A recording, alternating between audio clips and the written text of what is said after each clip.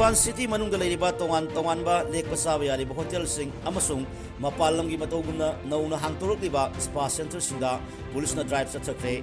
Drive aduda mafamsing aduda mafi thongdana aron mulisa chatro leramba nupa nipal amasung nupi mapal fatpa ngamkre.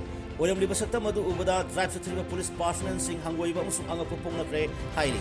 Pawasna hai ngarang Imphal West District ASP Ketimim Sasikanta amasung Crimes Against Women ki Additional SP ngasepam ratnana nusingba tim amana drive chathikibani hairi.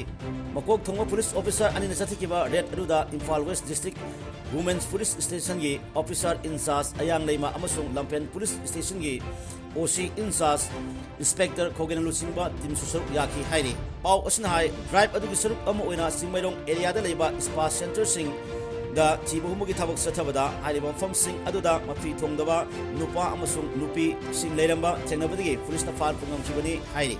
Pawasna makha taribadi hangoiningai oyobongda satharamba aranba thabak sing adugi damakta police ki maikai digi spa center sing adugi manager sing fal ki hotel kharagina registration tawduna chalairambagi damak verification tongnaba makoi manager sing fal pungam ki hairi.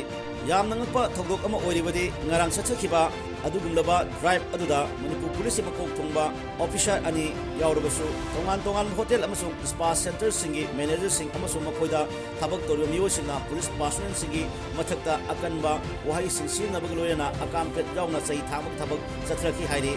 Loyana hairi ba hotel amasung spa center sing adugi favor da tongan ba masak naiba miyoi kharasu police sing adugi mathakta telephone tawtuna red chathadana ba akanba from power thunaki hairi. Adu moinamak chathakhiba red adubulu singkhiba Imphal West ASP na phongdokibagi matung inadi rulgi wangmada hotel amasung spa center sing hangduna fataba thabak sing sathare haiba pau phangbadige red adu chathakibani.